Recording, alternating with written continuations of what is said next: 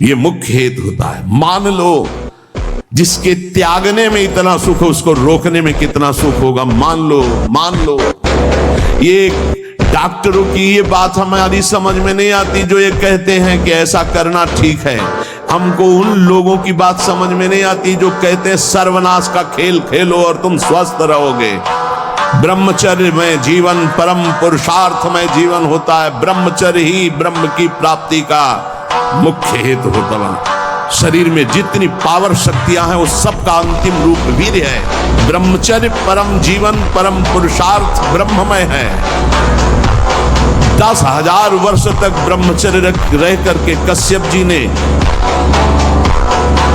जब संतानोत्पत्ति का संकल्प किया तो विनता जी से भगवान गरुण जी का प्रादुर्भाव हुआ। भगवान अरुण जी का, जो सूर्य के सारथी और जो हरि के वाहन गरुण जी, अरुण जी। फिर 1000 वर्ष तक रहकर भगवान वासुकी, भगवान शेष, अनंत फणधारी, इनका जब वो सहवास करते तो हजारों वर्ष ब्रह्मचर्य रह के तो बलिष्ठ देवता, बलिष्ठ दैत्य सब उन्हीं से प्रकाशित हुए।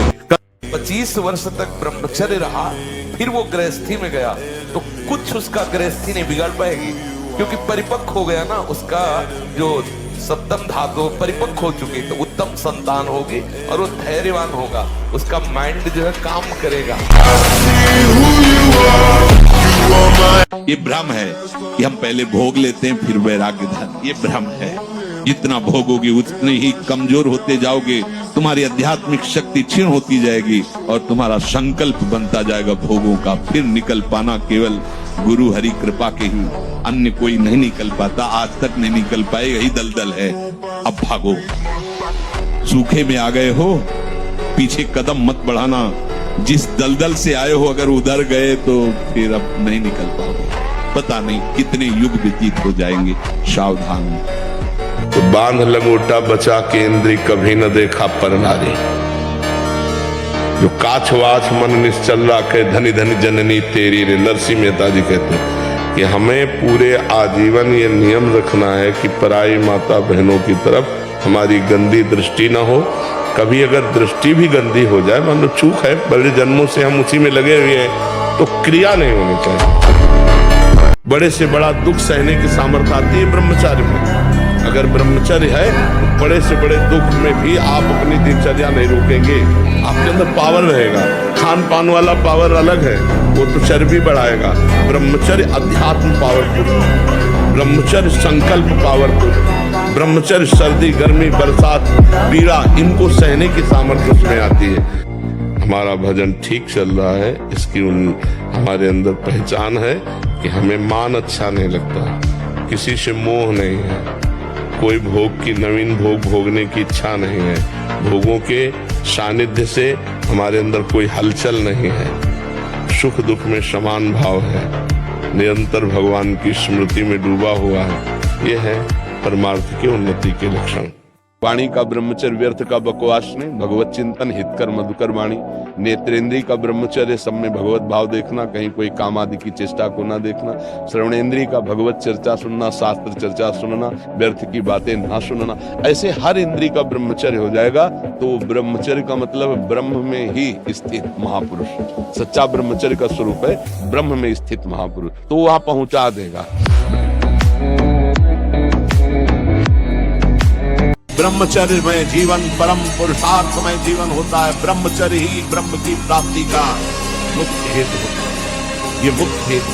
मान लो जिसके त्यागने में इतना सुख, उसको रोकने में कितना सुख होगा। मान लो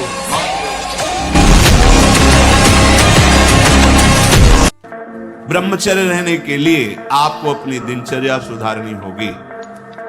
प्रातः 4 बजे आपको उठना ही होगा, तभी आप ब्रह्मचर्य रह सकते हैं। अगर आप नहीं उठते तो आप देख, तो हम निराश तो कभी होंगे ना कि अब हमसे नहीं हो पाएगा। नहीं, जय बार असफलता मिले तय बार और उत्साह करके हम लगी रहे तो कभी न कभी सफल हो जाएंगे।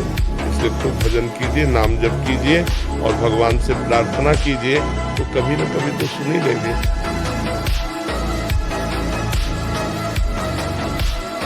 ब्रह्मचर्य बहुत आवश्यक है, सबको आवश्यक है। गृहस्थ में उचित ब्रह्मचर्य है, विरक्त में नैष्ठिक ब्रह्मचर्य है, आजीवन ब्रह्मचर्य। जो ब्रह्मचर्य का महत्व नहीं रखते हैं उनका जीवन कूड़ा हो जाता है, उत्साहहीन, और कई तरह के ऐसे महान दोष उत्पन्न हो जाते हैं ब्रह्मचर्य की हानि से। भला ऐसा कोई जीवन होता तुम जिसे उन्नति मान रहे हो, हमारे लिए वो तिरस्कार के योग्य है, हमारे लिए वो निंदनीय विषय है जिसे तुम उन्नति मान रहे हो। यही तो नौजवानों की बुद्धि भ्रष्ट हो गई। क्या रुपया उन्नति है? आचरण पवित्र उन्नति है। यहाँ एक बार जिस स्त्री ने पुरुष का हाथ पकड़ लिया, आजीवन निर्वाह किया, वह आज इसके साथ कल उसके साथ पर। अब देखो, एक लड़की एक बॉयफ्रेंड से 10 दिन बाद ब्रेकअप, दूसरा बॉयफ्रेंड। हम और पक्ष पे नहीं है, एक पक्ष पे। दोस्ती करो, बेविचार मत कर। और जब तुम्हारी दोस्ती पक्की हो जाए तो फिर गृहस्थ धर्म में चले जाओ। फिर जैसे गृहस्थ का प्रयोग होता है कि आहार में क्या लेना है, वजन तो तय हो गया। अब आहार में कह रहे हैं कि सात्विक आहार ही ब्रह्मचर्य को पुष्ट करता है, नहीं तो ब्रह्मचर्य को नष्ट कर देता है। राजसिक और तामसिक आहार ब्रह्मचारी व्रत निर्वाह के लिए नहीं लेना चाहिए। रसीला, हल्का मतलब सुपाच्य और मधुर, और गेहूं, चावल, जौ, साठी, मूंग, अरहर, चना, दूध, अल्प मात्रा में घी, चीनी, सेंधा नमक या पके हुए ऋतु फल, ये ब्रह्मचर्य में सहायक आहार है। ब्रह्मचर्य कैसे ठीक हो? हमारा संग ठीक नहीं, हमारा भोजन ठीक नहीं, हमारा दृश्य ठीक नहीं, हमारा श्रवण ठीक नहीं, गंदी बातें देखें, गंदी बातें सुने, गंदा विचार आए, गंदी क्रियाएं करें, फिर ब्रह्मचर्य कैसे रहा जा सकता है? हम सबसे कहते हैं व्यायाम करो, बिना शरीर को थकाए ब्रह्मचर्य को पचाया नहीं जा सकता। 4 बजे उठ के नहा धो करके घंटा आध घंटा दंड बैठक मारे तो आप देखो आपका जीवन प्रकाशित होने लगे। ब्रह्मचर्य ही परम तप है, ब्रह्मचर्य ही परम धन है, ब्रह्मचर्य परम एकाग्रता है। एकाग्रता ब्रह्मचर्य से आती है। आंख मूंदो या खुली रखो, अगर ब्रह्मचर्य ठीक, एक शीतलता, एक गंभीरता, और जिधर दृष्टि लगा उधर एकदम चिपक जाएगी जाके। कभी भी कोई भी परस्पर मुस्कुराहट, बातचीत, ऐसे कोई इशारे यदि दिखाई दे तो आप बचो और उसको बचाओ। साधक है, शादी का है, उससे गलती हो सकती है, आपसे भी गलती हो सकती है। आप सत्संग सुनते हैं, आपको लगा कि इसकी मुस्कुराहट, इसकी कुछ चेष्टा ऐसी दिखाई दे रही है जो हमारे अंदर कामुकता पैदा कर सकती है, उसको भी बचाओ और स्वयं बचो तो भगवान आप पर प्रसन्न हो जाएंगे। वो देख रहे हैं अंदर की बात। साधक को बहुत सावधान रहने की आवश्यकता है। इसको खिलवाड़ मत समझो, इसीलिए कह रहे हैं ये अध्यात्म है, ये परमार्थ है। आपको लगेगा नहीं कि क्या हुआ, मैं कहां भ्रष्ट हुआ, ऐसी जगह खड़े हो जाओगे कि जान भी नहीं पाओगे कि मैं कहां चढ़ रहा था।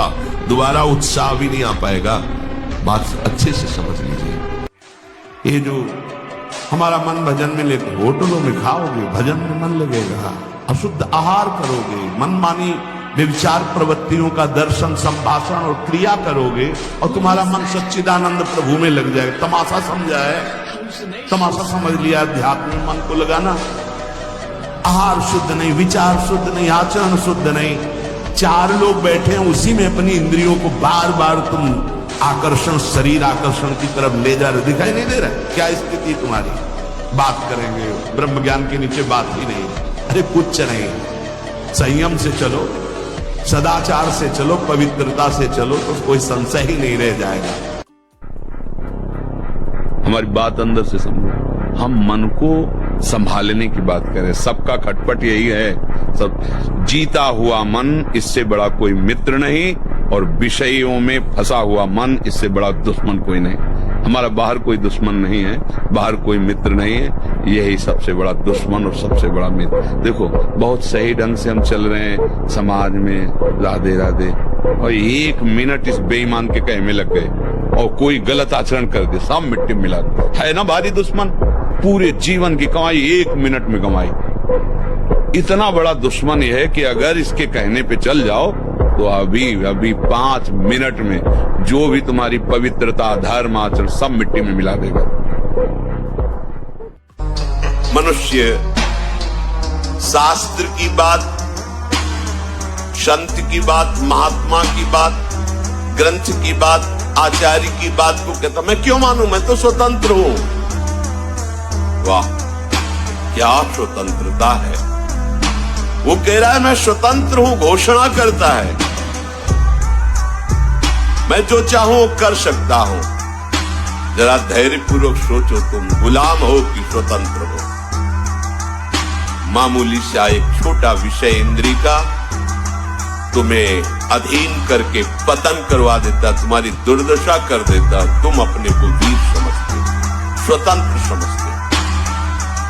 अरे तुम ये नहीं समझ रहे कि कितनी बड़ी तुम्हारी गुलामी हो रही इंद्रियों की। बच्चा गंदी बात को क्यों करते हो? तुम समझते हो गंदी बात इतनी? कंट्रोल नहीं हो पा रहा, 2-3 दिन तक करो फिर। नहीं बच्चा, ऐसे पता तो है ही, आप ही करते हो। अब इसमें क्या है कि शासन की जरूरत है। आप अपने मन को शासन में लाइए। अब ये बच्चा ऐसा है कि आगे आपको गृहस्थी लायक नहीं रहने देंगे। नष्ट नारियों का घर्षण करने से उनकी इतनी शक्ति क्षीण हो जाती है कि वो गृहस्थ में संतानोत्पत्ति के लायक नहीं रहते। वो आवेश में आएंगे और फेल हो जाएंगे। वो गृहस्थ लायक नहीं रहते। ये बहुत खतरनाक चीज है जो हस्तमैथुन क्रिया है। ये बहुत खतरनाक, किसी को भी नहीं करनी चाहिए। ये ब्रह्म शक्ति है, जीवनी शक्ति। इसको ऐसे नष्ट किया जाता है।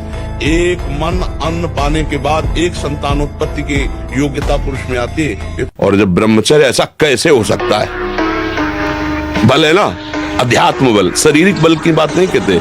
ऐसा कैसे हो सकता है? यदि एक बार ऐसा हुआ तो 1000 बार मैं प्रयास करूंगा और इस पर विजय। वो मतलब जिद्दी स्वभाव, एक निष्ठा उसी से आती है, उसी से।